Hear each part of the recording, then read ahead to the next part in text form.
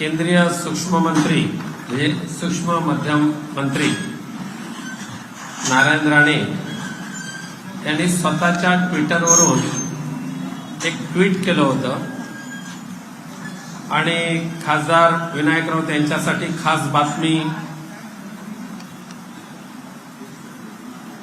ईडीच्या मातोश्रीवरील 4 जणांना ईडीच्या नोटिसा येणार, हे घडल्यावर आपले बॉस आणि आपण कुठे धावणार, अशा पद्धतीचं ट्विट काल नारायण राणे यांनी केल्याचं वाचनात आलं, माझ्या नावाचा उल्लेख करून.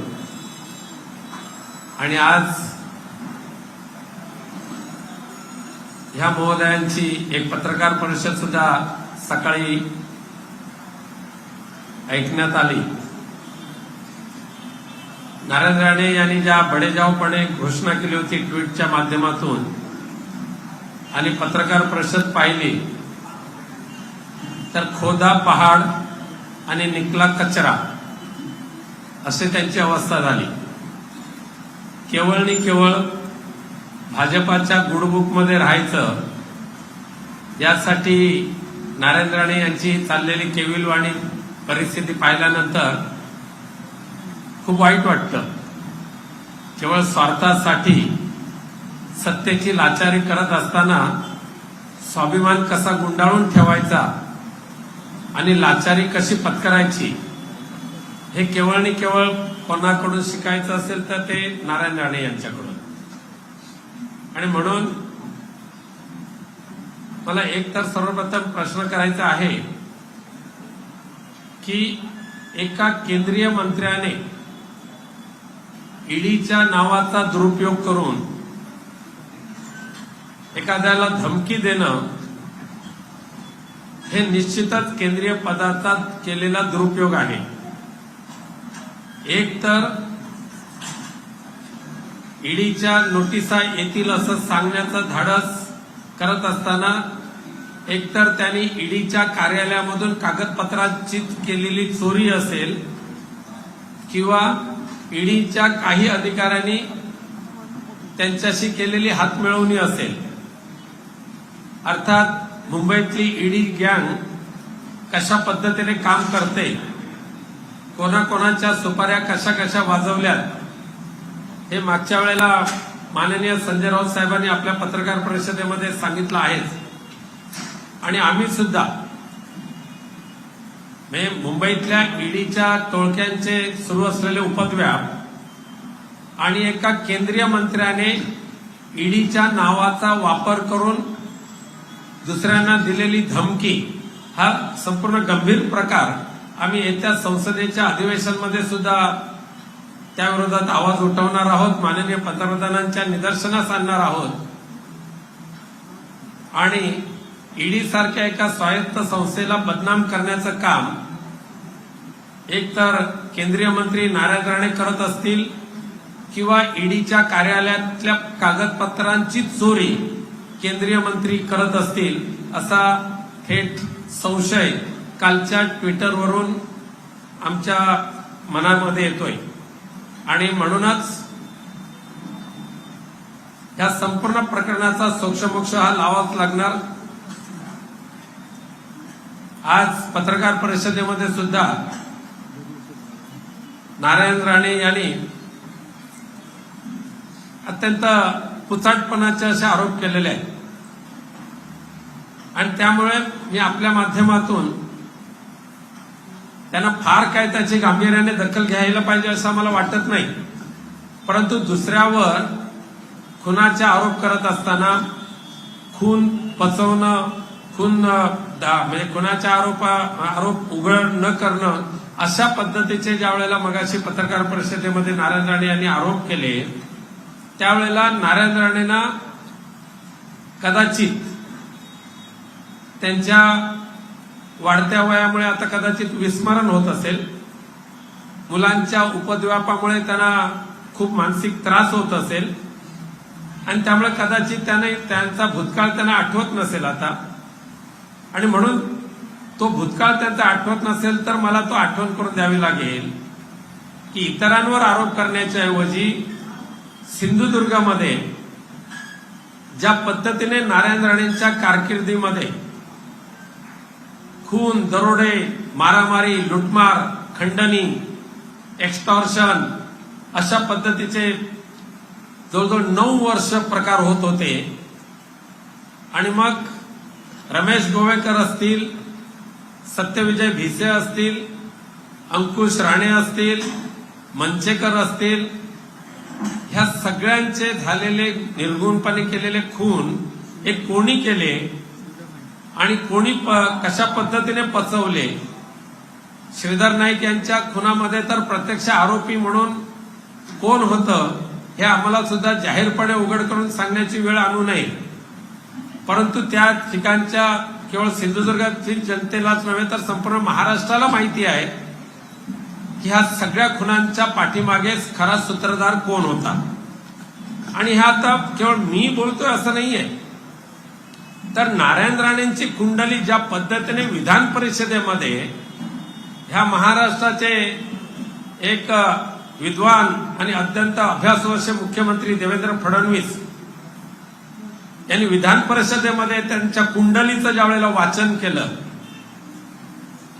ते वाचन जरा मी तुम्हाला आपल्याला ऐकवतो. अमित जरा व्हिडिओ लाव.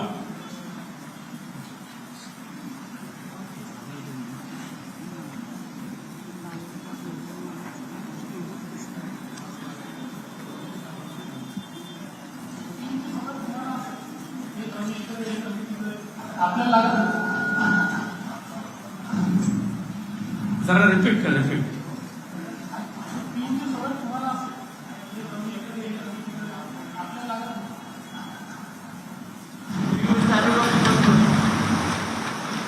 भाजपला गुंडांचा पक्ष कोण सांगतात? कोणी सांगतात भाजप गुंडांचा पक्ष? आश्चर्य माहिती काहीतरी मागणी करायच्या तुम्ही. काय रमेश गोवेकरांचं काय झालं, काय तुमची दुसरी मागणी होती अंकुश राणेंचं काय झालं, तुमची मागणी होती काय होता जाऊ एवढ्या मागण्या आपल्याला करायच्या.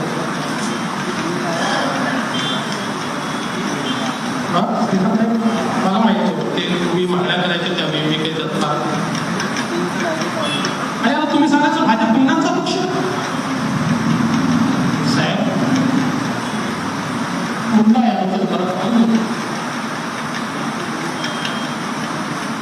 कुठले गुन्हे राजकीय आंदोलनाचा गुन्ह्याशी. आता सिंधुदुर्गमध्ये कोणावर काय काय गुन्हे आहेत या ठिकाणी सांगितलं. मग पार्टी ऑफ क्रिमिनल्स ही कोण आहे ते आपल्या निश्चितपणे लक्षात येऊ शकतं. जाऊ द्या तेवढ्या डिटेलमध्ये मी काही जाणार नाही, पण सावंतवाडीमध्ये क्राईम नंबर 2019 137 135 143 147 त्यानंतर 11 of 016 143 147 148 149 353 332 336 447 448 criminal law amendment act 1932. तर मला असं वाटतं की जैसे डायलॉग आता साथ लोग नहीं है तो दूसरे को पढ़ाने के विधान परिषदेमध्ये माननीय मुख्यमंत्री तत्कालीन मुख्यमंत्री देवेंद्र फडणवीस साहेबांनी हे जी कुंडलीचं वाचन केलं आणि त्यामध्ये ज्या ज्या गुन्ह्यांचा अंतर्भाव केला होता आणि काही करायचं राहिलेलं आहे. आम्ही आता महाराष्ट्राचे गृहमंत्री माननीय नामदार दिलीप वळसे पाटील यांना उद्या भेटून सिंधुदुर्गामध्ये आजपर्यंत ज्या हत्या झाल्या, ज्या राजकीय हत्या होत्या, त्याची पुन्हा एकदा फेर चौकशी करा आणि जे खरे गुन्हेगार कोण होते, त्याचे प्लॅनर कोण होते, यांना त्यांचा शोध घ्या आणि त्या खुनाला वाचा फोडा, अशा पद्धतीची मागणी आम्ही या ठिकाणी करणार आहोतच. भ्रष्टाचाराचे आरोप हे आता नारायण राणेंसारख्या माणसाने भ्रष्टाचाराचे आरोप करणं याच्यासारखा दुसरा विनोद असूच शकत नाही. आणि म्हणून आज मी नाही बोलत आहे, पण या मागच्या वेळेलाच नारायण राणे यांनी किरीट सोमय्या यांचा जो उल्लेख केलेला आहे की भ्रष्टाचाराचा पर्दाफाश करणारे नेते म्हणून, त्याच सन्माननीय किरीट सोमय्या यांनी नारायण राणेंच्या किती कोटीचा कोणकोणत्या रिअल इस्टेटमध्ये कसा संबंध आहे, मनी लॉन्ड्रिंगमध्ये त्यांचा कसा संबंध आहे, अगदी चांगल्या मार्मिक भाषेमध्ये त्यांनी टीका टिप्पणी केलेल्या मार्मिक भाषेमध्ये त्यांनी दाखवून दिलेलं आहे सर्वांना. मी एक अजून व्हिडिओ आम्ही तुला लावायला विनंती करतो. 300 कोटीचा गैरव्यवहार नारायण राणे आणि त्यांच्या दोन्ही मुलांनी अविघ्न पार्कमध्ये केला होता. 300 कोटीचा. तो जरा ऐका जरा. The Enforcement Directorate is probing a 300 crore rupee money laundering racket involving former Maharashtra Chief Minister Narayan Rane and Kishore Agarwal, chairman of real estate company Abhigna India Limited. Now, Rane allegedly diverted this 300 crore rupees from accounts maintained in tax havens in Cyprus and Mauritius into a residential project promoted by Kailash Agarwal. Kirit Somaiya, BJP MP from Mumbai, has filed a case with the Enforcement Directorate in this regard. Aishwarya Pallava gets us the details. The Enforcement Directorate is now investigating a new scam worth 300 crore rupees. This is a money laundering scam in which former Maharashtra Chief Minister Narayan Rane has been named as an accused. Another person who's been named into this scam is prominent developer Kailash Agarwal, who is the chairman of Abhigna India Limited and the makers of the very famous One Abhigna Park. Now, in this scam, ED tells us that there are allegations that Kailash Agarwal knew precisely what was happening, and this 300 crore scam was also used to put in money into one particular project, which is right behind the One Abhigna Park. Subsequently, ED also tell us that now they are investigating the case, and it is in the initial stages. They said this 300 crore scam could grow exponentially once they get deeper into this case. They also said that on the face of it, there are two accused into this case: former Chief Minister of Maharashtra Narayan Rane and the chairman of Abhigna India, Mr. Kailash Agarwal. So, in this whole money laundering bracket, what is the rough amount of money, in your opinion, that has been laundered around? And when you talk about investigations, at which level are the investigations right now? Since you have written the video. Actually, after Bhujbal Rege, we found out that the same agent were indulging into money laundering profession. 4 agents who are from Mumbai and 2 of their partners in Kolkata. We have observed that around half a dozen minister or the ruling party and Congress and NCP leaders have been involved in this money laundering. Parking the scam money through bogus companies, various layers are created and transfer the money in their account. I have submitted details of around half a dozen, which include 1 former chief minister, 2 former deputy chief minister, 1 is already behind the bar, second one is under investigation, and 2 cabinet ministers. Then 2 other politicians. Roughly how many hundreds of crores do you think? Because you are right, till the time investigation does not get over, we cannot come to an amount. But some rough figure that you can see on the face of it right now. See here, 200 to 300 crore transaction already observed as abnormal transaction. And once abnormality is observed, then it becomes duty of not only now the income tax will also come into picture. Layer of companies, created, and money has come in the official registered recognized company from the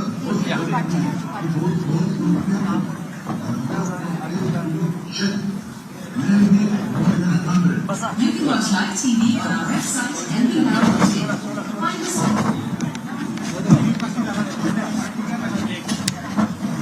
एक भ्रष्टाचाराच्या संदर्भात किरीट सोमय्या यांचा आरोप आपण ऐकला. अजून एक छोटीशी अजून एक छोटासा व्हिडिओ तुम्हाला दाखवतो की ज्याच्यामध्ये किरीट सोमय्यांनी अजून एक भयंकर मोठा गंभीर आरोप नारायण राणे यांच्यावर केलेला आहे.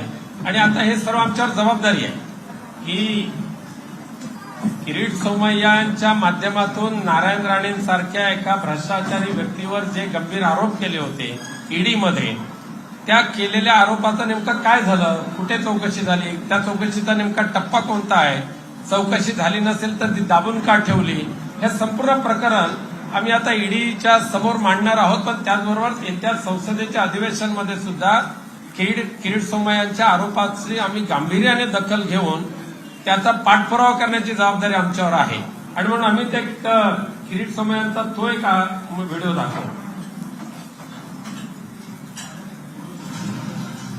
2016 मध्ये नारायण राणे आणि कुटुंबियांवरती सोमय्या यांनी सीआरझेड उल्लंघन आणि शेकडो कोटींच्या घोटाळ्याचा आरोप केला. तेच राणे आता भाजपात केंद्रीय मंत्री आहेत आणि नितेश राणे यांच्याकडे मुंबई महापालिकेची भाजपाला जबाबदारी सोपवली आहे. भारताचे माजी मुख्यमंत्री नारायण राणे आणि परिवार यांचा जर कंपन्या त्या कंपन्यांचे बेनामी व्यवहार आणि ज्या पद्धतीने रिअल इस्टेटातून वेगळ्या माईन त्यांनी ह्याच्यात त्यांचा जो व्याप आहे, मला असं वाटतं चौकशी करायची गरज आहे. एकंदर त्यांच्या कंपन्या, डझन कंपन्या असेल, त्यांची मुलं, पत्नी, परिवार, त्याच्यानंतर त्यांनी जे आर्थिक व्यवहार केलेले आहेत त्या कंपन्या, मग त्या कंपन्यांची व्यवहार केली त्यांचा बोगस कंपन्या, ही त्यांच्या संपर्कात बोल झाला. सकाळच्या पत्रकार परिषदेमध्ये नारायण राणे यांनी माझ्यावर एक आरोप केला आणि माझा उल्लेख 3-5 खासदार असं केलेला आहे. आम्हाला त्यांनी तर टिनपाट म्हटल्यानंतर मला काही त्याचं दुःख झालेलं नाही, कारण आमचा पिंडच कार्यकर्त्याचा आहे. पण कोणाच्या नथीतून बाण मारण्याचं काम आम्ही करणार नाही. त्याने ज्या व्यक्तीचा उल्लेख केलेला आहे त्या व्यक्तीला मी कधी पाहिलं सुद्धा नाही. आणि मला जर त्यांच्या घराबद्दल तक्रार करायची होती तर चिवला बीचचा बंगला सुद्धा सीआरझेडचं उल्लंघन करून झालेला आहे. त्या ठिकाणी सुद्धा लोकांची जागा हडप केलेली आहे. एसएसपीएम कॉलेज जे आहे त्या पडवे नावाच्या गावातल्या अनेक शेतकऱ्यांच्या समोर चाकू ठेवून, तलवार ठेवून त्या ठिकाणी त्यांच्या जमिनी जबरदस्तीने घेतलेल्या आहेत. इंजिनिअरिंग कॉलेजच्या संदर्भात सुद्धा मंचेकरनी विरोध केला म्हणून त्याचं डोकं फोडलं. ते भरपूर काय काढू शकतो, परंतु कोणताही आरोप करत असताना भान न ठेवता केवळ बकवासगिरी करायची हा धंदा आता नारायण राणेंनी चालू केलेला आहे. मातोश्रीवर टीका करायची हा धंदा आता चालू केला, तो त्यांनी बंद करावा. आणि जिथे आता तुम्हाला जे काय सूक्ष्म, मध्यम वगैरे वगैरे काय जे दिलेले आहेत त्याच्यामध्ये समाधान मानून भगवंताच्या कृपेने उर्वरित आयुष्य त्यांचं सुखा समाधानाचं आणि विदाऊट टेन्शन जावं हीच प्रार्थना या ठिकाणी करतो. धन्यवाद.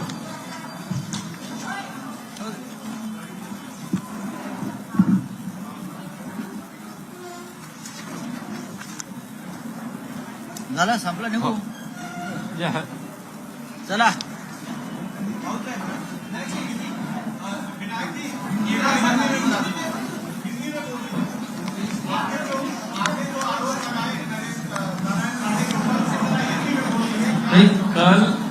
कल 18 फरवरी को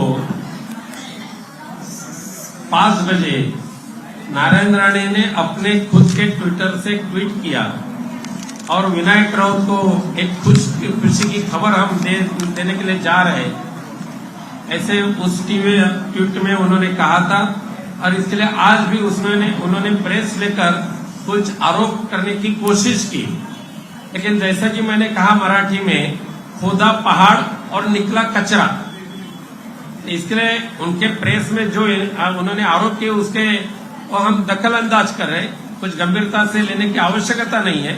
लेकिन जिस तरह से उन्होंने कहा कि इस मुंबई में कई लोगों के मर्डर हुए, कई लोगों की जानें ली गई और उस मर्डर के पीछे कौन थे, उसकी आगे क्या हुआ, जब ऐसा उन्होंने कहा तब मैंने बताया अभी कि सिंधुदुर्ग में पिछले 9 वर्ष में करीबन 7 लोगों की जानें ली गई और उसके पीछे कौन था और किसकी किसकी ली गई, ये यहाँ दिखाया।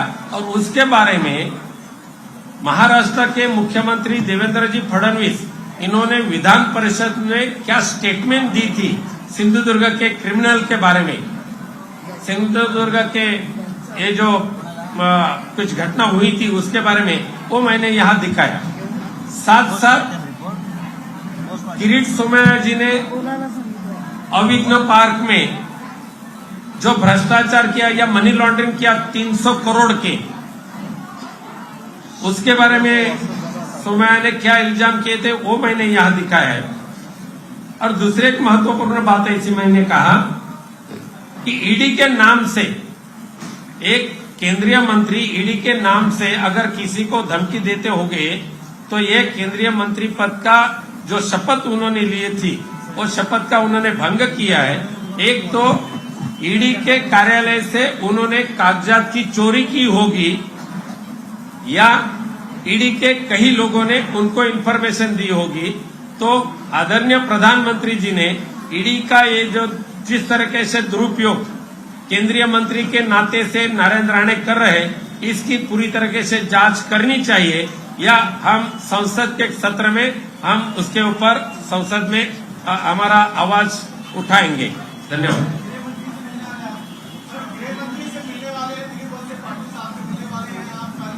मुख्यमंत्री देवेंद्र जी फडणवीस ने जो इल्जाम अभी जो हिस्ट्री शीट दिखाया विधान परिषद में, उसके बारे में फिर एक बार इंक्वायरी करें, ये लेकर हम कल या परसों महाराष्ट्र के गृह मंत्री दिलीप वळसे पाटील जी को हम मिलने वाले हैं।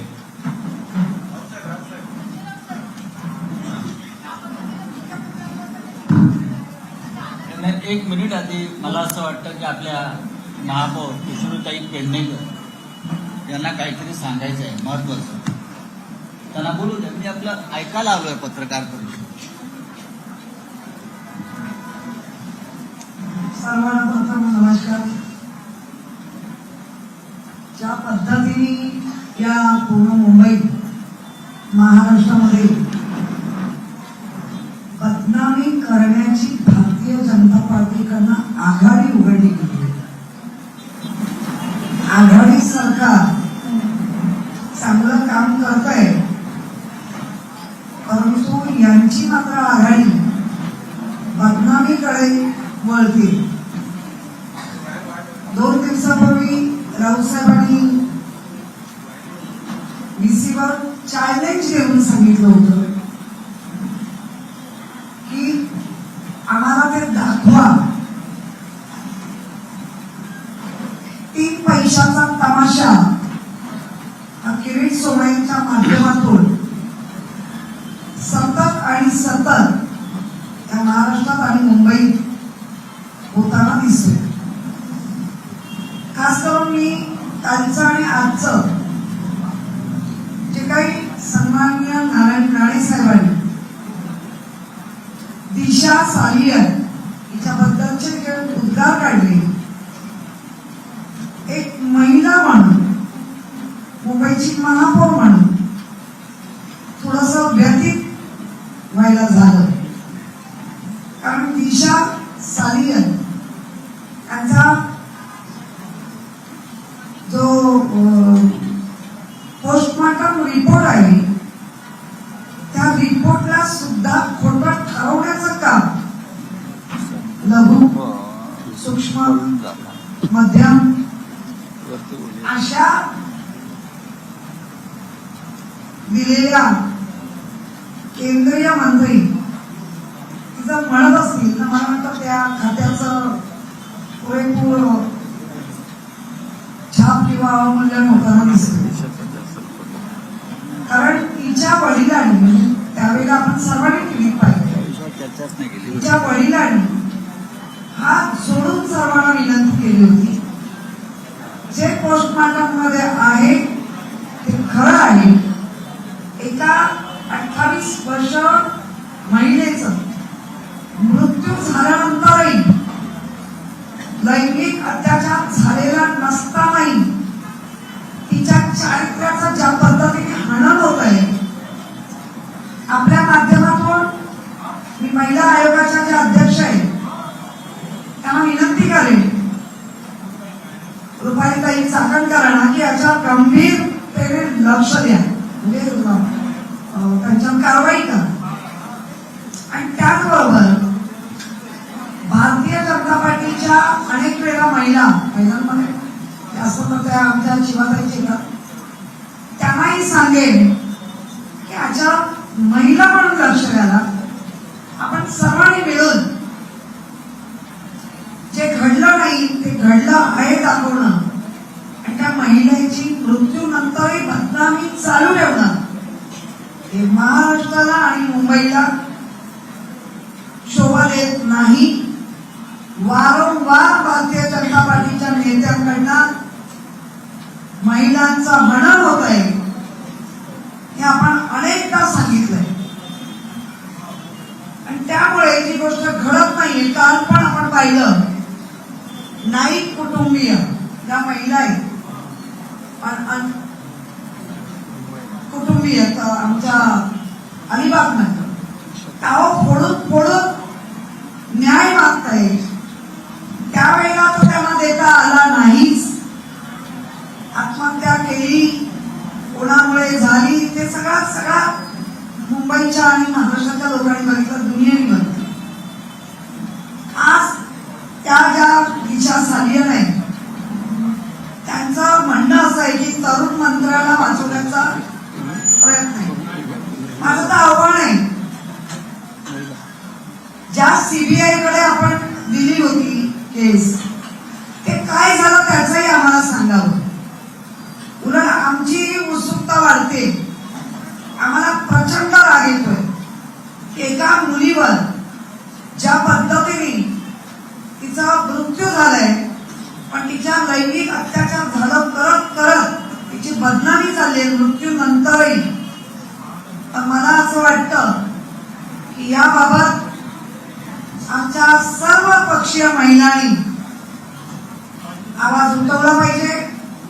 तिच्या वडिलांनी वारंवार सांगूनही पुन्हा परत तेच करत असतील तर मला वाटतं की हे अतिशय महिलांच्या इज्जतीला जराही किंमत न देता जे स्वतःला या पक्षातून त्या पक्षात त्या पक्षातून त्या पक्षात, आता आपण व्हिडिओ पाहिले जे त्यांच्या आता मांडीला बसतायत ते पण विचारत आहे. पण निश्चित दिशा सालियनच्या मृत्यूबद्दलचं सीबीआय मध्ये नक्की काय झालं त्याची चौकशी कोण करत होती आम्ही सर्व महिला तोच प्रश्न तुम्हाला विचारतोय. घेऊन या, दाखवा आणि सिद्ध करा.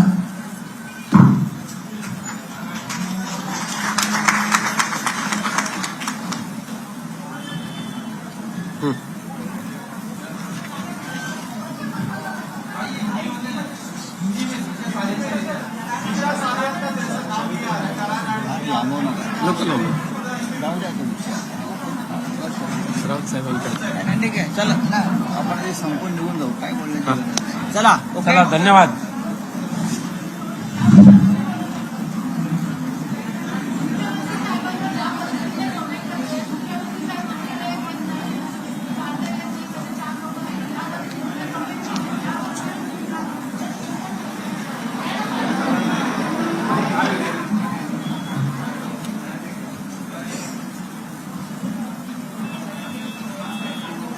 मुंबईच्या महापौर किशोरीताई पेडणेकर, माझे सहकारी खासदार आणि कोकणचे झुंजार खासदार ज्याने 2 वेळा तिटपाट असूनही प्रचंड विजय मिळवला आणि कोणावर विजय मिळवला आपल्याला माहिती. आमदार सदा सरवणकर, अरविंद भोसले, माझे सहकारी सगळे. मी इथे पत्रकार परिषद ऐकण्यासाठी आलो. मी वर एका मिटिंगला आलो. विनायक राऊत बोलतायत, किशोरीताई बसल्या आहेत, म्हटलं पाहावं काय चाललंय. आपण पाहिलं असेल आता हे जे कोणी किरीट सोमय्या आहेत त्यांच्यावर मी गेले 4 दिवस रोज त्यांचं एक प्रकरण देतोय. आज सुद्धा दिलं. पालघरला वेऊर नावाच्या गावात त्यांचं एक फार मोठं प्रोजेक्ट सुरू आहे. 260 कोटी रुपये सध्याची किंमत आहे दाखवली. 260 रुपये.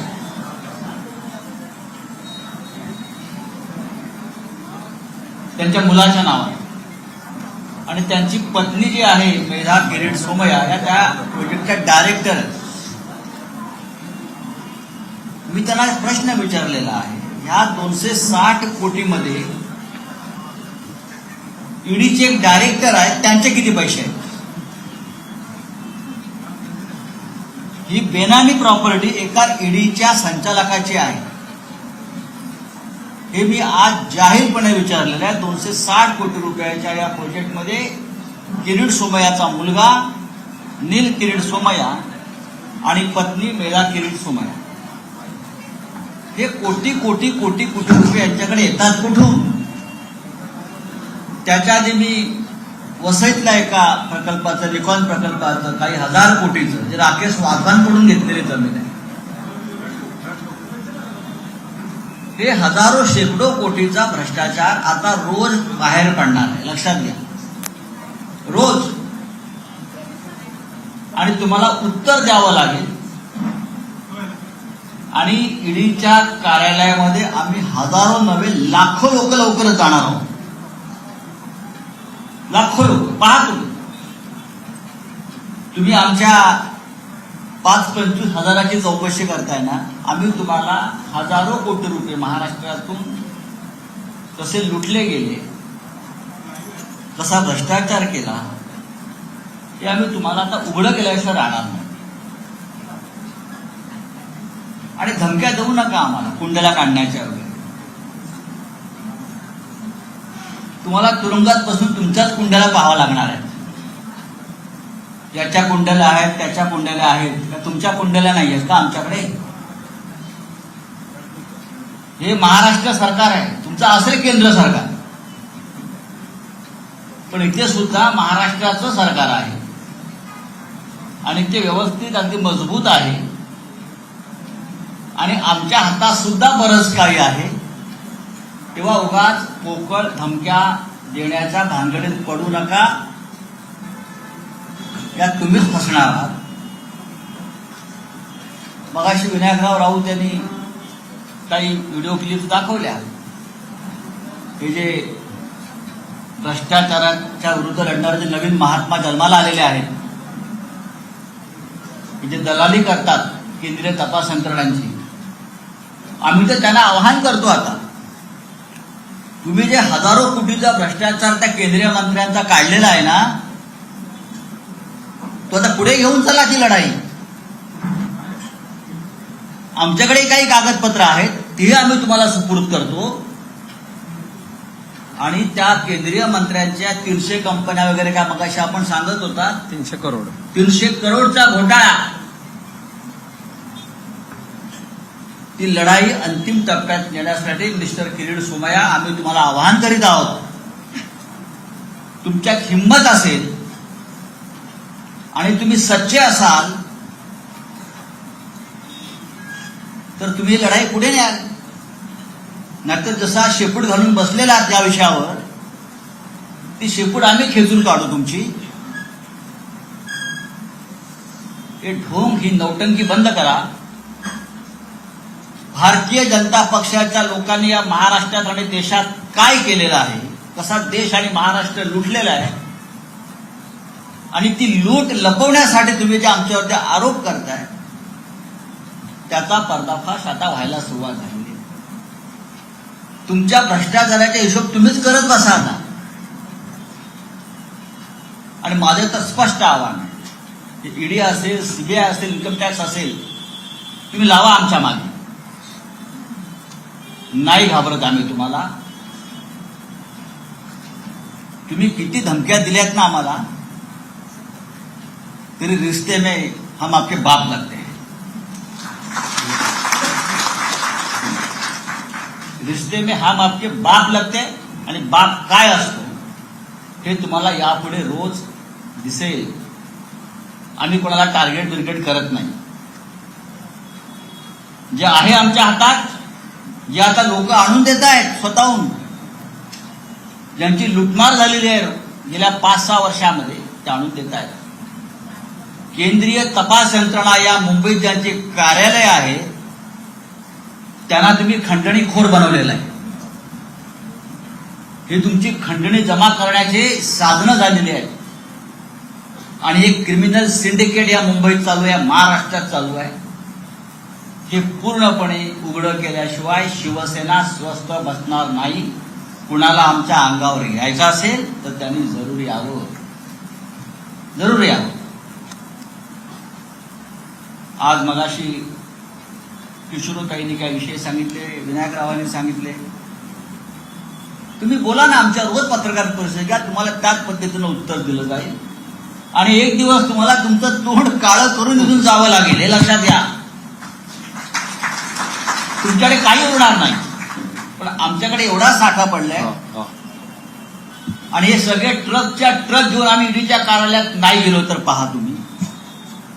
आणि ज्या दिवशी आम्ही जाऊ त्या दिवशी ईडीचं ऑफिस हे बंद करून निघून गेलेले असते. बंद करा काही धंदे तुमचे, पास झाले, तुम्ही एक्सपोज झालेला आहात. पुढल्या आठवड्यामध्ये ईडीचा सगळ्यात मोठा घोटाळा आम्ही बाहेर काढणार आहे. ही जी ईडी आहे ना,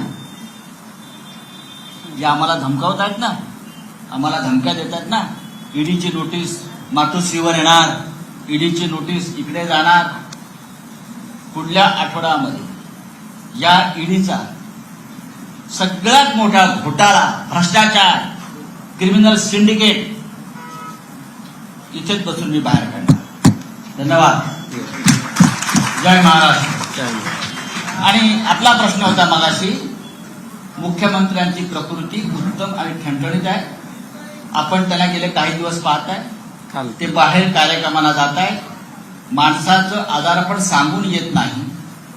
आणि जे आरोप करतायत त्यांच्या प्रकृतीची आम्हाला चिंता वाटते. खरं म्हणजे ईश्वर त्यांना उदंड आयुष्य देव, त्यांच्या मुलाबळांचं भरभराट हो चांगल्या मार्गाला. तुम्ही तुमची प्रकृती सांभाळा. आमच्या मुख्यमंत्र्यांची प्रकृती उत्तम आहे. राज्याचं नेतृत्व करायला ते सक्षम आहेत आणि तुम्हाला ठोकायलाही तेवढे सक्षम आहेत.